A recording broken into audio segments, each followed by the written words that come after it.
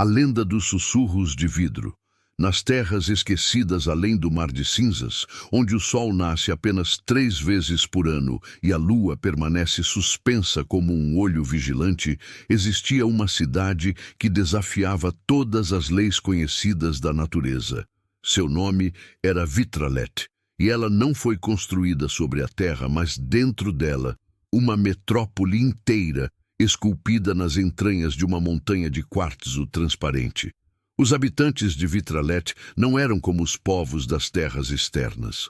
Nasciam com a pele translúcida, atravessada por veias que brilhavam em tons de âmbar e azul cobalto quando a luz os tocava. Diziam que seus ancestrais haviam bebido da fonte cristalina, uma nascente mística que corria no coração da montanha, e que essa água havia transformado suas essências, tornando-os parte da própria pedra. Entre os vitralenses havia uma tradição sagrada que remontava a 1000 gerações, a guarda dos ecos. 7 guardiões eram escolhidos a cada século para proteger o segredo mais precioso da cidade, o coração sonoro, uma câmara no centro exato da montanha, onde todos os sons já proferidos em Vitralet ficavam eternamente aprisionados. Era ali que residia a memória viva do povo. Cada riso de criança, cada declaração de amor, cada lamento de despedida, todos reverberando suavemente pelas paredes de cristal, criando uma sinfonia atemporal que só os guardiões podiam ouvir completamente.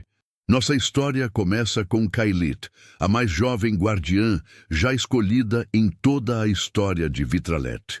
Aos 17 anos, ela recebeu a marca do diapasão, um símbolo luminoso que surgiu espontaneamente em sua testa durante a cerimônia do equilíbrio, quando todos os jovens aptos eram testados. A marca aparecia apenas naqueles cujas almas vibravam na frequência exata do coração sonoro, uma ocorrência tão rara que muitos séculos passavam sem que um único guardião fosse encontrado. Kailit era filha de Meridat, uma tecelã de luz, profissão que consistia em capturar os raios solares que penetravam pelos túneis superiores e tecê-los em mantos luminosos para as festividades sagradas.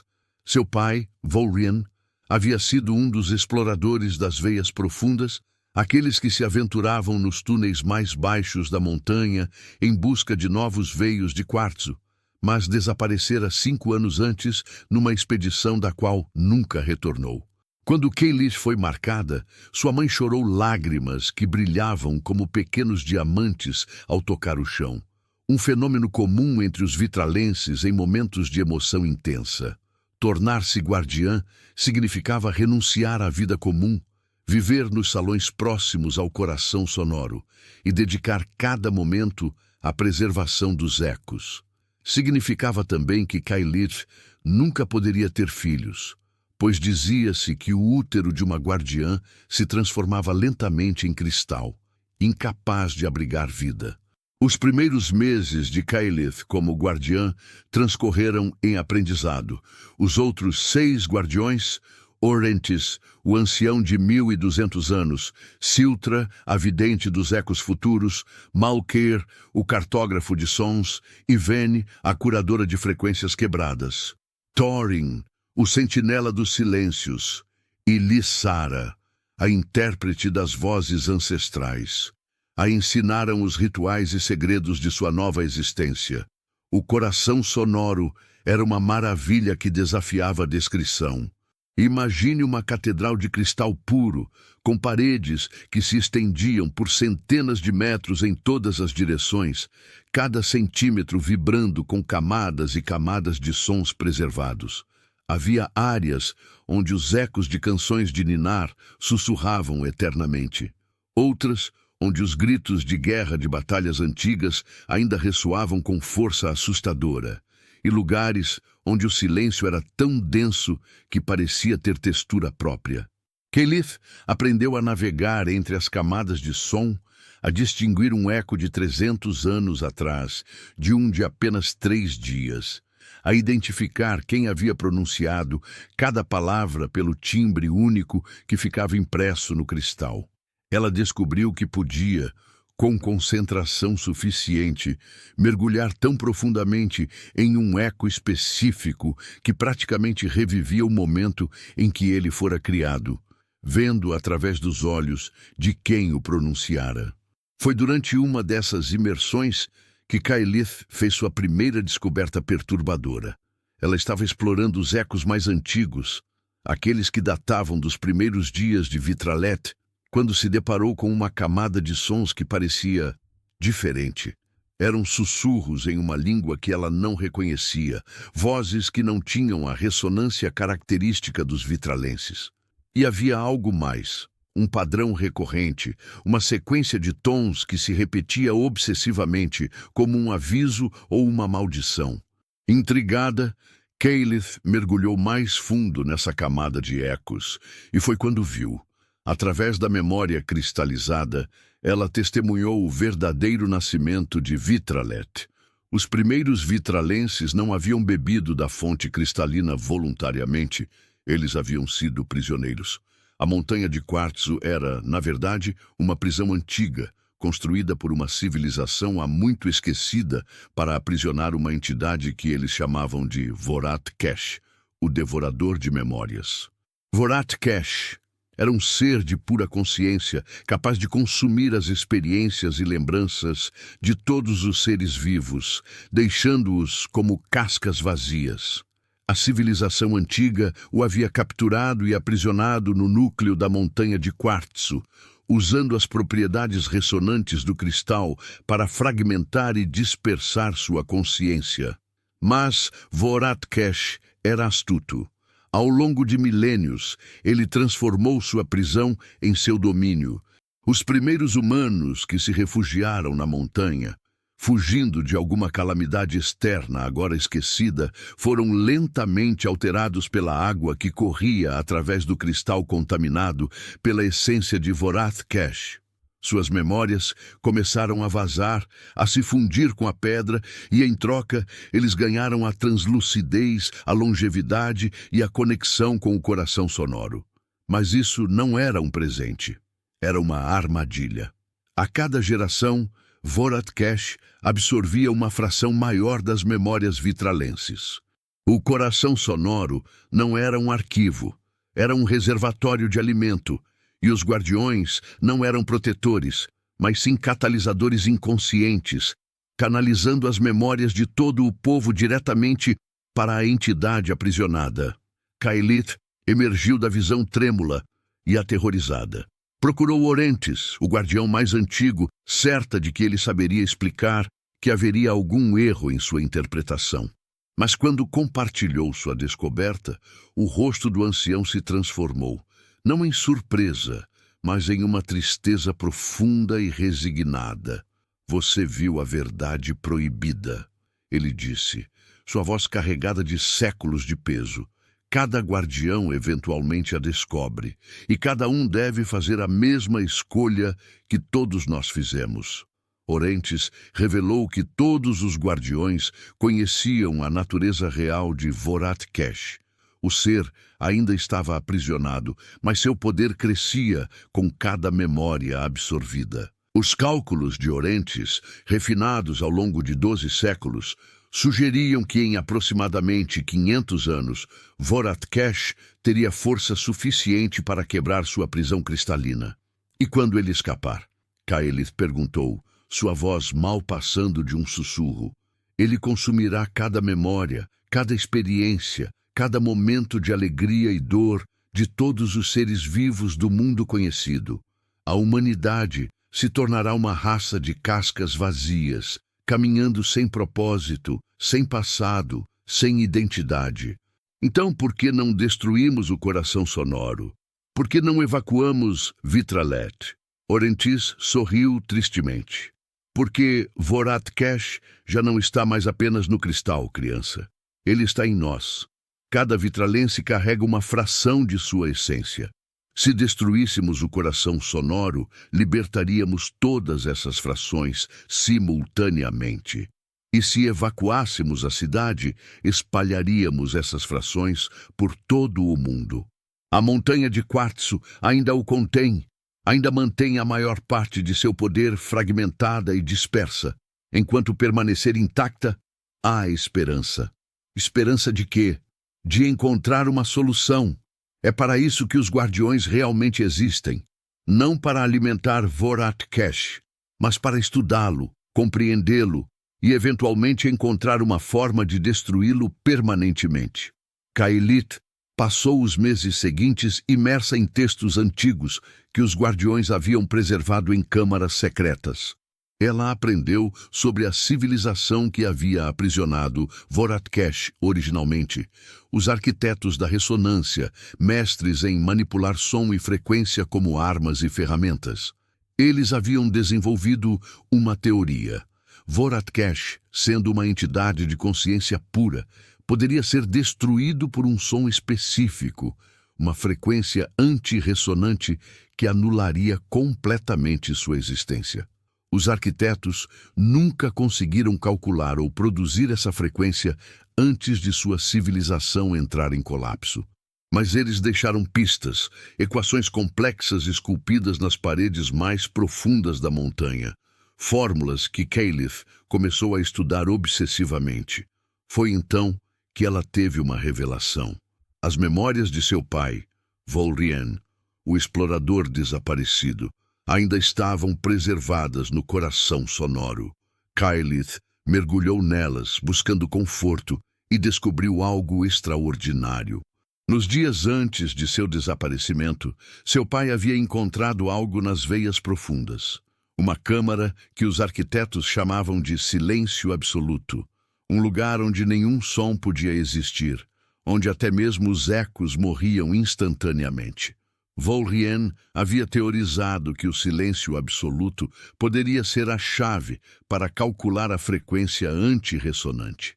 Se conseguisse levar instrumentos de medição até lá, poderia determinar exatamente que frequência era necessária para criar um vazio tão completo. Ele havia partido para uma última expedição com essa missão. Caelith compreendeu o que precisava fazer. Ela precisava terminar a jornada de seu pai. Contra os conselhos dos outros guardiões, Caelith partiu para as veias profundas, equipada com os mapas incompletos de seu pai e instrumentos de ressonância capazes de medir as frequências mais sutis. A descida foi traiçoeira. Túneis estreitos que serpenteavam cada vez mais fundo na montanha, onde a pressão do cristal ao redor criava sussurros enlouquecedores, ecos de memórias tão antigas e fragmentadas que mal pareciam humanas. Após 7 dias de descida, Caelith encontrou a câmara que seu pai havia descoberto. E lá, no centro do silêncio absoluto, encontrou também Vol'Rien. Ele estava vivo, mas transformado. Seu corpo havia começado a se fundir completamente com o cristal, tornando-se uma estátua semi-translúcida.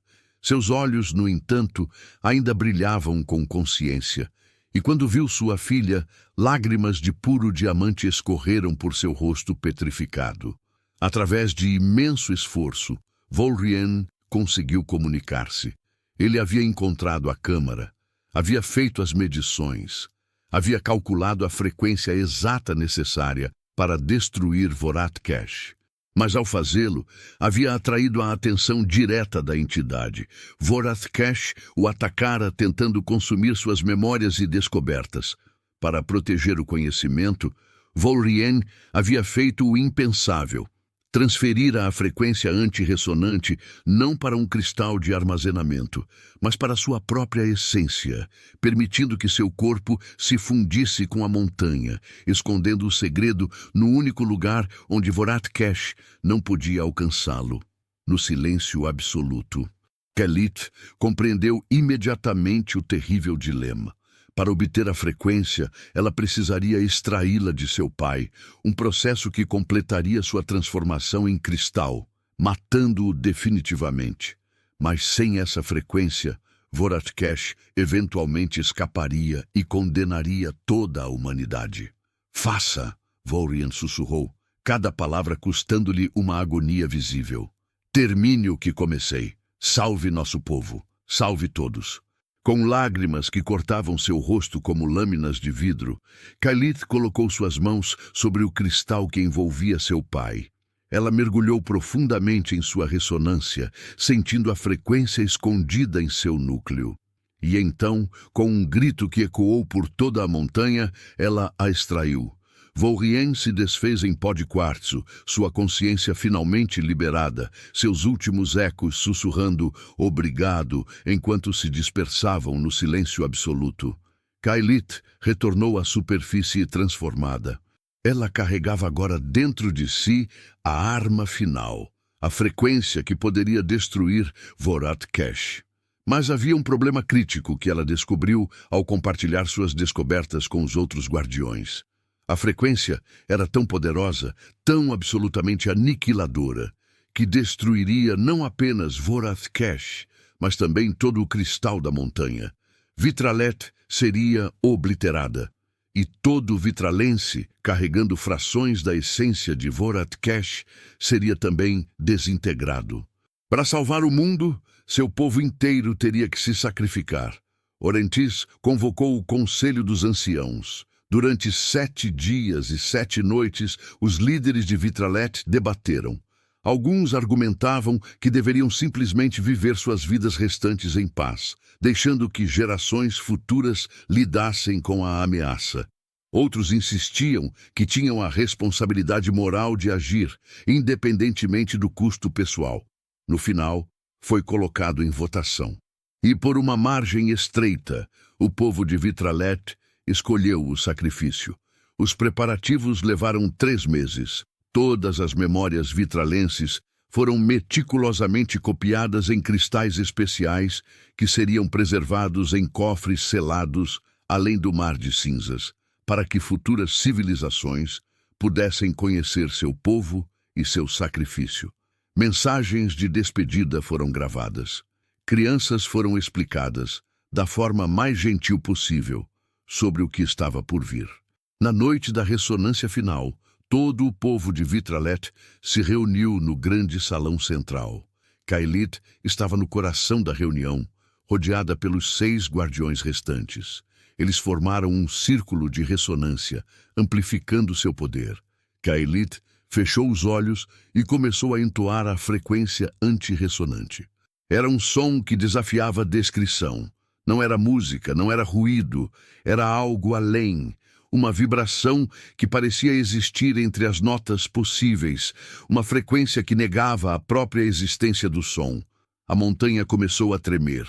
O coração sonoro, pela primeira vez em milênios, ficou completamente silencioso, todos os ecos morrendo simultaneamente. E então, do núcleo mais profundo da montanha, veio um grito. Vorath-Kesh, pela primeira vez consciente de sua destruição iminente. A entidade tentou escapar, sua consciência fragmentada, buscando desesperadamente os corpos dos vitralenses. Mas Kylith continuou entoando, a frequência se intensificando, criando ondas de aniquilação pura que varria através do cristal. Os vitralenses começaram a se desfazer não em dor, mas em uma paz luminosa. Seus corpos translúcidos se transformaram em luz pura, que subia em espirais brilhantes, como almas finalmente libertas. Mães abraçaram filhos uma última vez. Amantes trocaram beijos finais. Anciãos sorriram, satisfeitos por terminarem suas longas vidas com propósito. E no centro de tudo, Kylith continuou cantando, mesmo quando seu próprio corpo começou a se dissolver. Ela cantou enquanto via sua mãe se transformar em luz. Cantou enquanto os guardiões, um por um, se desfizeram ao seu redor. Cantou enquanto a própria montanha começava a desmoronar. O grito de Vorath-Kesh se transformou em silêncio. A entidade, alimentada por milênios de memórias roubadas, foi completamente aniquilada pela frequência que negava sua própria existência. E então, num flash final de luz cristalina tão brilhante que foi visto a centenas de quilômetros de distância, Vitralet desapareceu. Onde antes se erguia a montanha de quartzo, agora existe apenas um vale de pó de cristal que brilha suavemente sob a luz da lua eterna. Viajantes que atravessam o mar de cinzas às vezes relatam ouvir sons estranhos vindos daquele vale, ecos de risos, canções de ninar, declarações de amor. Os eruditos dizem que são apenas o vento passando pelo pó de cristal, criando ilusões sonoras. Mas aqueles que acampam próximos ao vale durante a noite juram que, se ouvirem atentamente, podem distinguir uma voz jovem, cantando uma melodia impossível, uma frequência que parece existir entre as notas possíveis. É a voz de Kailit, dizem eles, ainda ecoando eternamente, um último guardião protegendo o mundo mesmo após a morte, lembrando a todos que, às vezes, o maior ato de amor é o sacrifício silencioso. E em noites especialmente claras, quando 3 estrelas se alinham perfeitamente sobre o vale, o pó de cristal se ergue em espirais luminosas, formando por breves momentos silhuetas translúcidas, homens, mulheres, crianças, todos dançando uma última dança antes de se dissolverem novamente no vento. Os vitralenses partiram, mas suas memórias, preservadas nos cofres além do mar de cinzas, garantem que seu sacrifício nunca será esquecido. E a humanidade continua, inconsciente de quão perto esteve da aniquilação total, salva por um povo que escolheu desaparecer para que outros pudessem lembrar. Esta é a lenda dos sussurros de vidro, e ela nos ensina que a verdadeira coragem não está em vencer batalhas, mas em saber quando é hora de se despedir, e em fazer desse adeus algo que ressoe pela eternidade.